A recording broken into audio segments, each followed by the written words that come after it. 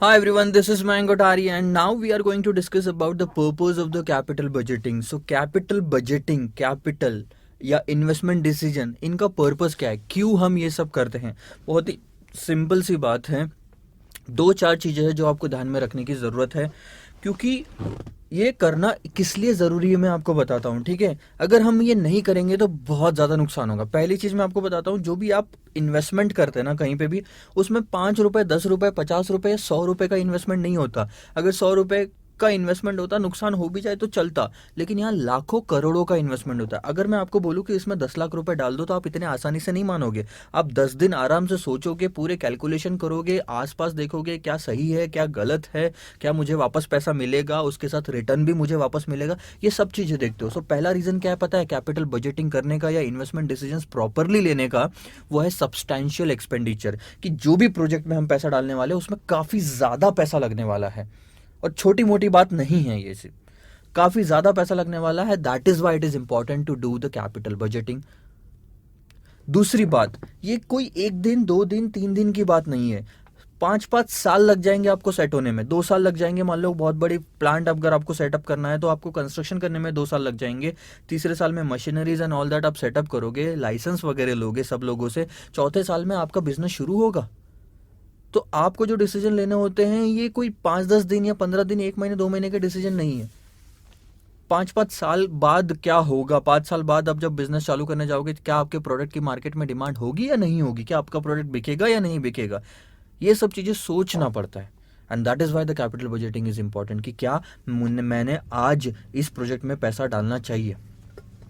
Basic reason, basic purpose क्या है पता है, क्या हमने इस प्रोजेक्ट में पैसा डालना चाहिए और उसके रीज़न क्या है। पहला रीज़न हो गया सब्सटैंशियल एक्सपेंडिचर इंक्लूडेड है, क्योंकि बहुत ज़्यादा पैसा इंक्लूडेड है, इन्वॉल्व होता है। दूसरा बात, लॉन्ग टाइम पीरियड, कि एक बार प्रोजेक्ट में आप जब पैसा डाल देते हो तो ये प्रोजेक्ट आपको 1 साल या 2 साल के अंदर में रिटर्न दे दे, ऐसा ज़रूरी नहीं है। 5-5 साल, 10-10 साल लग जाते हैं प्रोजेक्ट में रिटर्न हासिल करने में।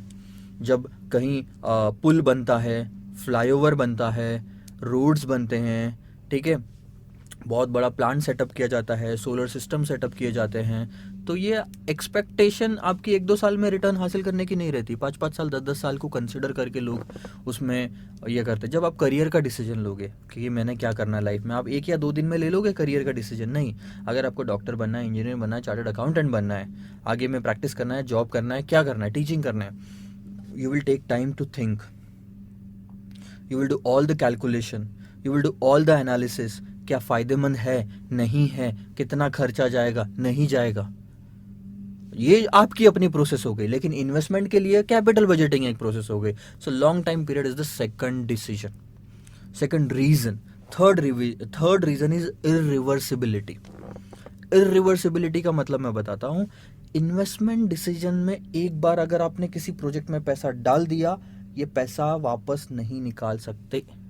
एग्जाम्पल के तौर पे बताता हूँ, फॉर एग्जाम्पल के तौर पे बताता हूँ, आपने मूवी, मैं एकदम बेसिक एग्जाम्पल बताता हूँ, उसके बाद बड़े वाले प्रोजेक्ट पे शिफ्ट होता हूँ। मूवी बुक माई शो पे आपने टिकट बुक कर ली, 100 रुपये, 200 रुपये, 500 रुपये लग गए आपको। 500 रुपये का पेमेंट आपने कर दिया, और बाद में शाम को डिसाइड किया अबे यार नहीं जाता मूवी, क्योंकि मुझे दूसरा इंपॉर्टेंट काम याद आ गया। क्या ये जो ट्रांजेक्शन 500 रुपये का किया है इरिवर्सिबल है? नहीं है। मतलब सॉरी, रिवर्सिबल है? नहीं है, ये इरिवर्सिबल है। मतलब अब पैसे वापस नहीं आने वाले।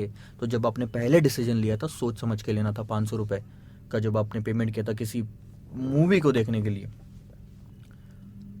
सो तब प्रॉपर एनालिसिस करते कि क्या मेरे पास शाम को टाइम होगा, क्या मेरे पास कोई और काम है, नहीं है। That is your process. Projects के लिए ले लो, प्रोजेक्ट में आपने प्लांट डालना है, आपने ज़मीन खरीद ली, ये रिवर्सिबल है? नहीं। वापस ले ले भाई ज़मीन, मेरे को मेरा पैसा वापस दे दे। मैंने वहाँ पे कंस्ट्रक्शन शुरू कर दिया, कॉन्ट्रैक्टर को एडवांस पेमेंट दे दिया, लेबर आ गए, ईंटें आ गई वहाँ पे, आयंस आ गया वहाँ पे सारा का सारा, और लोगों ने काम चालू कर दिया, बुलडोजर्स, ट्रक, और कंस्ट्रक्शन हो रहा है वहाँ पे। और बीच में मैं बोलता हूँ कि मुझे मेरा डिसीजन गलत लग रहा है, मुझे वापस दे दो पैसा, ये सब लेके जाओ। रिवर्सिबल नहीं है। 10 करोड़, 50 करोड़, 100 करोड़ रुपए का इन्वेस्टमेंट रिवर्सिबल नहीं होता, इरिवर्सिबल इन नेचर। अब आप सोचो कि कहीं अगर ये डिसीजन आपने गड़बड़ी में लिया और इतने सारे पैसे इन्वेस्टमेंट कर दिए, तो कितना ज़्यादा नुकसान होगा। और ये नुकसान ना हो, इसीलिए कैपिटल बजटिंग इम्पॉर्टेंट है, क्योंकि कैपिटल बजटिंग की जो प्रोसेस है ये आपको प्रॉपर डायरेक्शन देती है कि क्या आप सही डिसीजन ले रहे हो या नहीं ले रहे हो. So these are the things. एक तो आपका एक्सपेंडिचर बहुत ज़्यादा, टाइम बहुत ज़्यादा, पैसा रिवर्सिबल नहीं है यानी कि इरिवर्सिबल है. And the last thing is complex decision. क्यों कॉम्प्लेक्स है मैं बताता हूँ. क्योंकि आज मैंने इस प्रोजेक्ट में इन्वेस्टमेंट करना है. जैसे कि मेरे को बताओ, मैं बताता हूँ आपको, एग्जांपल लेता हूँ. पुल, मैं कहीं कोई रिवर के ऊपर से पुल कंस्ट्रक्ट कर रहा हूँ. मेरा कंस्ट्रक्शन का काम है. मैं गवर्नमेंट के लिए या फिर मैं किसी और के लिए मैं कंस्ट्रक्ट करके दे रहा हूँ. ठीक है. तो ये पुल जब मैं कंस्ट्रक्ट करता हूँ तो मुझे सोचना पड़ेगा कि मेरे अगर 50 करोड़ लग रहा है एक पुल को कंस्ट्रक्ट करने में, तो मुझे इस पर रिटर्न कैसे मिलेगा. या तो गवर्नमेंट का होगा तो वन टाइम में मिल जाएगा, या तो गवर्नमेंट क्या करेगी, आपको अलाउ करेगी कि भैया ये पुल से जो भी जाएगा, बहुत ही अच्छा पुल है, सुंदर है, आपने इसी अच्छे तरीके से पब्लिक के लिए बनाया है, टूरिज़्म का एक प्लेस बन गया ये, तो आप पब्लिक से पैसा कलेक्ट करो 10-10 रुपये 50 रुपये टिकट के हिसाब से. तो आप एस्टिमेट करोगे कि चलो ठीक है 2 साल पुल बनाने में लगेंगे, 50 करोड़ का इन्वेस्टमेंट है, तीसरे साल से मैं पब्लिक से पैसा टिकट के रूप में लेना शुरू करूँगा. तो अंदाज़ा कितना है कि आपके तीसरे साल में कितने लोग आएंगे, इस पुल के ऊपर से गुजरेंगे, कितने टिकट का पैसा रेवेन्यू कलेक्ट होएगा. उसके बाद में अगर हाँ ठीक है, मेरे को लगता है कि एक साल में कुछ 5-6 करोड़ रुपए कलेक्ट होगा, मैंने लगाए 50 करोड़, एक साल में 6 करोड़ का रेवेन्यू होगा, उसके बाद ये बढ़ता जाएगा. ऐसा लगता है मेरे को 5-6 साल में मेरा 70-80 करोड़ रुपए का रेवेन्यू कलेक्ट हो जाएगा, अगर ऐसा मेरे को लगता है विथ ग्रोथ.